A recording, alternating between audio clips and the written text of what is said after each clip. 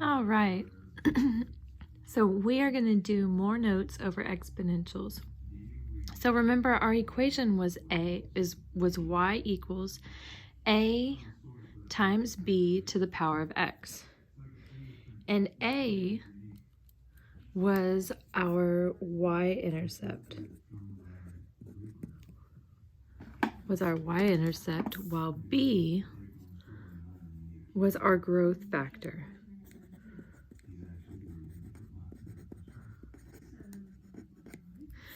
And then x is how we know that this is an exponential function. All right, so remember, one of the vocabulary words for exponential is asymptote. An asymptote is a line that the graph approaches but will not ever touch. Okay? So this asks us, what is our y-intercept and what do we think the asymptote is?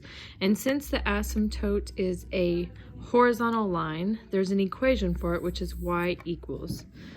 Okay, our y-intercept on number 1 is 4. And then I can see that I would draw this invisible line right here. It'll never cross that line. And that line is y equals 3. Okay, number 2, it touches the y-axis right here, and it tells us what it touches at, -9. And our asymptote looks like it will never cross 10, so this will be y equals 10. All right, on 3, our y-intercept touches at -1.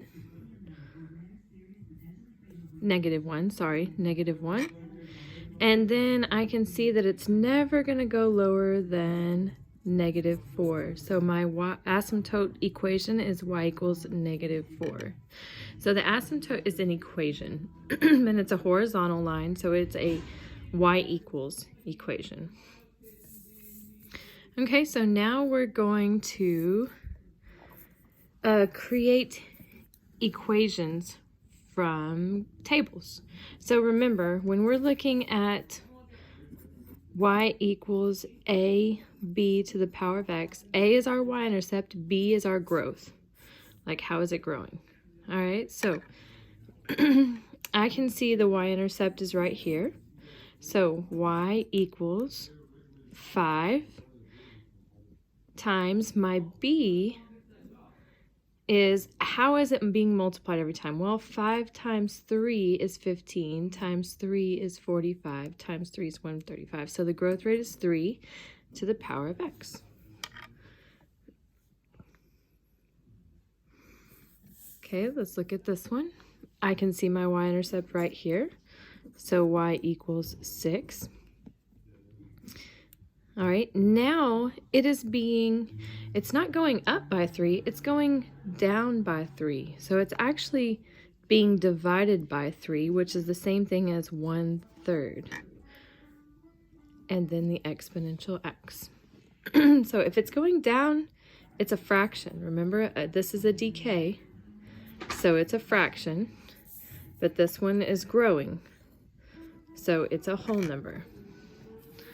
Okay, this one is definitely growing. Our y-intercept looks like it is at 50. So we would have y equals, and I know it's 50 because this is 100, so this is 25, 50, 75, 100. All right, so we would put 50. Our growth rate, I know there's an exponent here. Our growth rate is, how fast is it changing? Well, at 0, it was 50. And then at 1, it's 100. And then at 2, it's 200. And then at 3, it's 400. So we can see we're multiplying by 2, then we're multiplying by 2 again, multiplying by 2 again. So my growth factor is 2. All right, last one. This is definitely a decay. I can see it touches the y-axis right here. So we have y equals 24, parentheses, and then it's going from, x, y, 0, 24 to 1, 12 to 2, 6. All right, and I can see that it is being divided by 2, which we can say is the same thing as being multiplied by 1/2.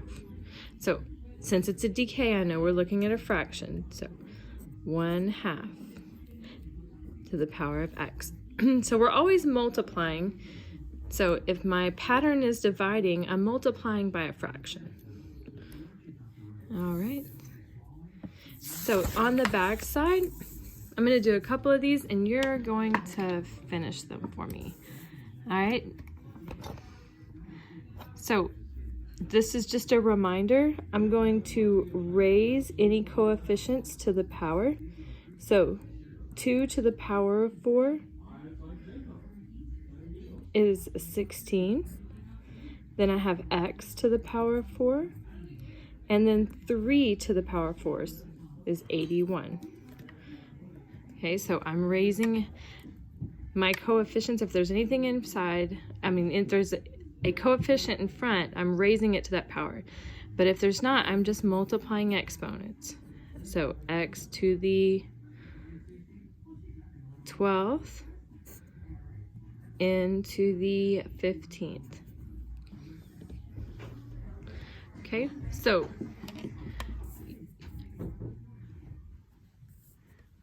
let's look at 4. 4, I am raising the 4 to the power of -2. So in our calculator, we're going to put 4 to the power of -2, which will give us 1/16. And then the x is also to the power of 2, which to power of -2, x to the -2 on the bottom tells me I'm going to move it up to the top. Okay, so this is going on everything.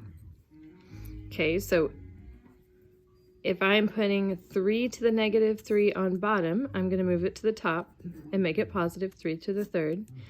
Then I'm going to move, if I'm doing to the negative exponent on top, I'm going to move it to the bottom and make it positive. And then simplify. So 3 to the power of 3, so 3 times 3 is 9 times 3 is 27. 2 to the 3rd is 8, x to the 3. All right, let's practice some of these down here. So I have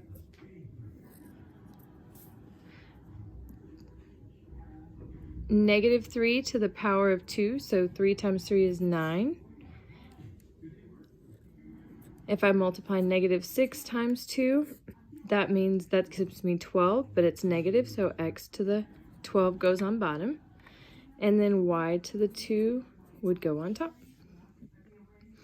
All right, we're going to stop there. I want you to go ahead and finish the other 4 problems on this page and then move on to your assignment.